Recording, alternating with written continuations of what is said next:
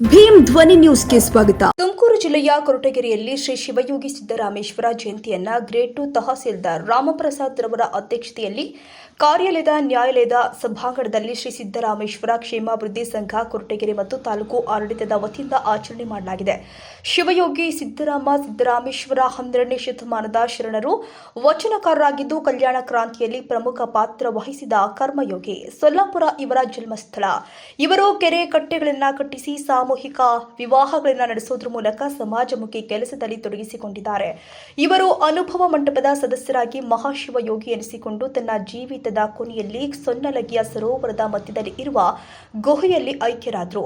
ಕಾರ್ಯಕ್ರಮದಲ್ಲಿ ತಾಲೂಕು ಆಡಳಿತದ ಅಧಿಕಾರಿಗಳು ಮತ್ತು ಶ್ರೀ ಸಿದ್ದರಾಮೇಶ್ವರ ಕ್ಷೇಮಾಭಿವೃದ್ಧಿ ಸಂಘ ಕೊರಟಗೆರೆಯ ಅಶ್ವತ್ಥಪ್ಪ ಅಧ್ಯಕ್ಷರು, ವೆಂಕಟಪ್ಪ ಕಾರ್ಯಾಧ್ಯಕ್ಷರು, ದೊಡ್ಡರಾಮಯ್ಯ ಕಾರ್ಯದರ್ಶಿ, ರಾಜು ಖಜಾಂಚಿ, ಸುರೇಶ್ ಕಟ್ಟಲಹಳ್ಳಿ ಉಪಾಧ್ಯಕ್ಷರು, ರಮೇಶ್, ಮಂಜು ಮಾಸ್ಟರ್, ಯಲ್ಲಪ್ಪ, ನಾಗರಾಜು, ಹನುಮಂತರಾಯಪ್ಪ ಶಿಕ್ಷಕರು, ನಾಗರಾಜು ಇನ್ನಿತರರು ಮತ್ತು ಸಾರ್ವಜನಿಕರು ಭಾಗಿಯಾಗಿ ಕಾರ್ಯಕ್ರಮವನ್ನು ಯಶಸ್ವಿಗೊಳಿಸಿದ್ದಾರೆ. ಹೊನ್ನೇಶ್ ಪಿಕೆ, ಕೊರಟಗೆರೆ.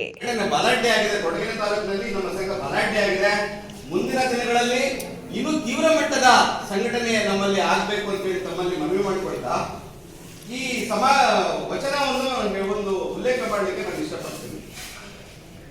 ಒಂದು ಹೆಣ್ಣಿನ ಬಗ್ಗೆ ಸಮಾಜದ ಈಗ ನಮ್ಮ ಯಾರು ಡಾಕ್ಟರ್ ಬಿ ಆರ್ ಅಂಬೇಡ್ಕರ್ ಅವರು ಸ್ತ್ರೀ ಸಮಾನತೆ ಬಗ್ಗೆ ಮಾತಾಡಿದರು.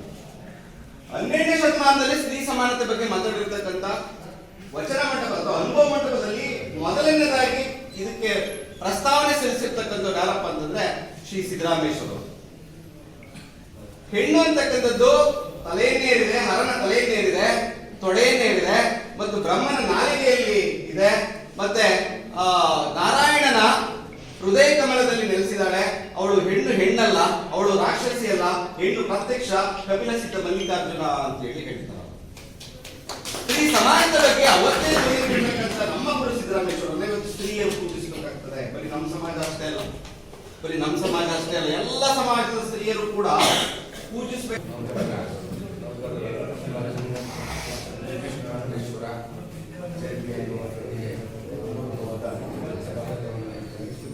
ಹಾಗೆ ನಮ್ಮ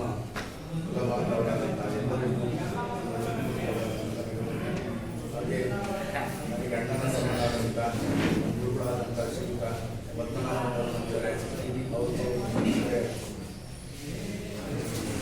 ಎಲ್ಲ ಪತ್ರಕರ್ತರಿಗೂ ನನ್ನ ಹೃದಯಪೂರ್ವಕ ನಮಸ್ಕಾರ ನೀಡುತ್ತಾ, ಈ ಒಂದು ಗುರು ಸಿದ್ದರಾಮೇಶ್ವರ ಸ್ವಾಮೀಜಿ ಅಂದರೆ ನಮ್ಮ ಜನಾಂಗಕ್ಕೆ ಹಲವಾರು ರೀತಿಯಲ್ಲಿ ಸಹಕಾರ ಕೊಟ್ಟು ನಮ್ಮ ಹೆಂಗಿರ್ಬೇಕು ಅಂತೆಲ್ಲ ಕಲಿಸ್ಕೊಟ್ಟಿದ್ದಾರೆ. ಮತ್ತು ಇದರಿಂದ ಸುಮಾರು ಜನ ಇವತ್ತು ಮೈಸೂರು ಮಹಾರಾಜನು ನಮ್ಮ ಜನಾಂಗದವ್ರು ನೆನೆಸ್ಕೊಬೇಕು.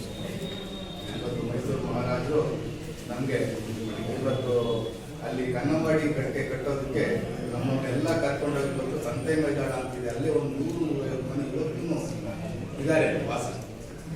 ಅವರು ಮೈಸೂರು ಮಹಾರಾಜರು ಕರ್ಕೊಂಡೋಗಿ ಕೆಲಸ ಕೊಟ್ಟು ಅಲ್ಲೇನೆ ಮನೆಗಳನ್ನು ಮಾಡಿಕೊಟ್ಟಿದ್ದಾರೆ. ಇವತ್ತು ಅವರೆಲ್ಲ ಸುಮಾರು ಜನ ನಮಗೆ ಬಹಳ ನಮ್ಮ ಸಮುದಾಯವನ್ನು ನಂಬಿ ಅವರು ಕೆಲಸ ಕೊಟ್ಟಿದ್ದಾರೆ. ಆ ಒಂದು ಕೆಲಸಕ್ಕೆ ನಾವು ಋಣಿಯಾಗಿರ್ತೀವಿ. ಯಾವುದೇ ಒಂದು ಕೆಲಸ ಕೊಟ್ಟರು ಮತ್ತೆ ಇನ್ನೊಂದು ಕೊಟ್ಟರು ಮತ್ತೊಂದು ಕೊಟ್ಟರು ಯಾವುದೇ ಥರದ ಮೋಸ ವಂಚನೆ ಮತ್ತೊಂದು ಮಗದೊಂದು ಯಾರು ಮಾಡೋದಿಲ್ಲ. ನಮ್ಮ ಜನಾಂಗದವರು ಏನಾದ್ರೂ ನಂಬಿಕೆಗೆ ಒಂದು ಹೆಸರೇ ಅದು ನಮ್ಮ ಜನಾಂಗ ಅನ್ಕೊಂಡು ವಿಷಯ ಮಾತನಾಡಲು ಅವಕಾಶ ಕೊಟ್ಟಂತ ನಮಗೆಲ್ಲರನ್ನು ಹೊಂದಿಸುತ್ತಾ ಎರಡು ಮಾತುಗಳನ್ನು ಮುಗಿಸ್ತಾ ಇದ್ದೀವಿ. ಸ್ವಾಮೀಜಿಗೆ ಹೊಂದಿಸುತ್ತಾ ಇಲ್ಲಿ ನಡೆದಿರುವಂಥ ಎಲ್ಲರೂ ನಮ್ಮ ಗೌರಿ ಜನಾಂಗದ ಗಣ್ಯರು, ಸಾಹೇಬರು, ಅನುಭವ ಸಾಹೇಬರು, ಇಲಾಖೆಯವರು ಮತ್ತು ಪಂಚಾಯತಿ ನಾವು ಯಾಕೆ ಮಾಡ್ತೀವಿ ಅಂತಂದ್ರೆ, ಒಬ್ಬ ಸಂತ ಆಗಲಿ ಒಬ್ಬ ವ್ಯಕ್ತಿಯಾಗಿ ಬದುಕಿದ್ದ ಅಂತಂದ್ರೆ ಅವನ ಬದುಕಿನಲ್ಲಿ ಏನು ಮೌಲ್ಯಗಳನ್ನ ಕಂಡುಕೊಂಡಿದ್ದ, ಅವನು ಯಾಕೆ ನಾವು ಅವನ್ನ ಆರಾಧಿಸ್ಬೇಕು ಅನ್ನೋ ವಿಚಾರವನ್ನ ನಾವು ಮುಟ್ಟಿಸ್ಬೇಕು ಜನಸಾಮಾನ್ಯಗಳನ್ನ ಒಂದೇ ಒಂದು ಮುಖ್ಯ ಉದ್ದೇಶದಿಂದ ಈ ಜಯಂತಿನ ಸರ್ಕಾರ ಆಚರಣೆ ಮಾಡಿದೆ.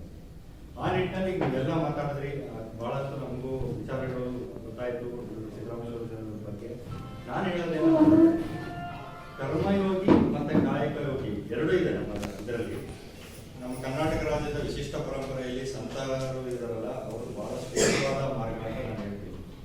ದೇವ್ರನ್ನ ಎಲ್ಲ ಹುಡುಕ್ಬೇಕಾಗಿಲ್ಲ, ನಮ್ಮ ಎದುರುಗಡೆನೆ ಇರ್ತಾನೆ. ನಾವು ಮಾಡೋ ಕೆಲಸದಿಂದ ಅಥವಾ ನಮ್ಮ ನಡವಳಿಕೆ